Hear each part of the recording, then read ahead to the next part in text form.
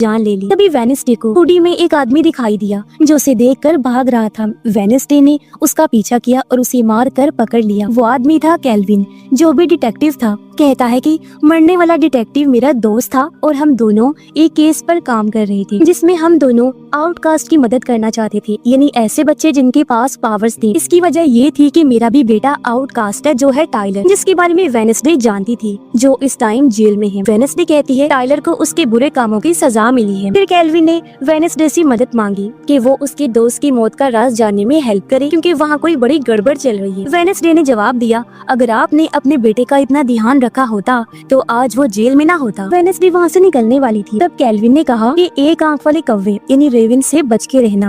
Wednesday ने भी ऊपर रेविन को देख लिया था। फिर वो वहाँ से चली जाती है। रात को इनिट का रूममेट अपने घर में सभी बच्चों को कहानी सुना रहा था कि 200 साल पहले एक बच्चा था जो काफी ज्यादा पतला था, लेकिन उसका दिमाग काफी तेज चलता था। इसीलिए वो अपने दिमाग से मशीन्स बनाकर खुद को बेहतर बनाना चाहता था। फिर उसने एक मशीन वाला दिल बनाया ताकि वो खुद को बदल सके, और उसने वो मशीन वाला दिल अपने जिस्म में लगा लिया, जिससे वो पूरी तरह बदल भी गया। बहुत बड़ी बड़ी मशीन्स फिर वो बनाना शुरू कर देता है, लेकिन धीरे धीरे ये मशीन्स खतरनाक बनती गई और एक दिन एक बड़े धमाके में उसकी जान चली गई। धमाके से उसकी लाश टावर से बाहर गिर गई, जो एक पुराने स्कल यानी खोपड़ी वाले पेड़ के नीचे है। आज भी वहाँ उस मशीन वाले दिल की धड़कनें हल्की सी सुनाई देती हैं, और हमारे ग्रुप के बहादुर लड़के ही वहाँ जाकर ये धड़कनें सुन सकते हैं। तो क्या किसी में दम है इतना जो वहाँ जा सके? जो सुनकर पग जोरों से हंसने लगता है, क्योंकि उसे इस कहानी में दिलचस्पी लग रही। प्रिंसिपल सायरन से मिलता है। मोर्टिशिया की गाला इवेंट में मदद करने के लिए उसने सायरन को चुना, क्योंकि वो काफी ज़हीन थी, लेकिन उसने पढ़ाई की वजह से मना कर दिया। इसीलिए प्रिंसिपल कहता है,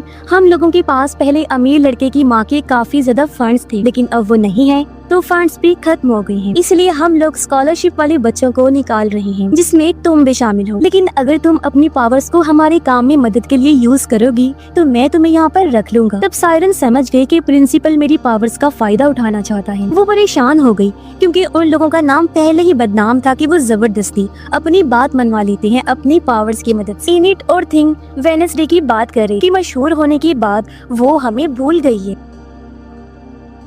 इनिट ने थिंग के लिए एक रूम बनाया था जो उसे काफी पसंद आया। रात होने पर वेडनेसडे फिर से गिटार बजाने लगी, जो सुनकर म्यूजिक टीचर यहाँ पर आई और उसे अच्छा म्यूजिक बजाने के टिप्स देती है। उसने वेडनेसडे को कहा कि मैंने तुम्हारे स्कूल को बचाने के बारे में सुना था, इसलिए मैं तुमसे मुतासिर होकर तुमसे मिलने यहाँ पर आई थी। उधर पार्टी में प्रिंसिपल ने मोर्टिशिया को दिखाया कि स्कूल के बच्चे कैसे लकड़ियों का फोनिक्स बना रहे हैं, यानी एक परिंदा। साथ ही वो मोर्टिशिया को गाला इवेंट के लिए मना भी रहा था। इस पर मोर्टिशिया बोली, मैं अभी भी कंफ्यूज्ड हूँ, मुझे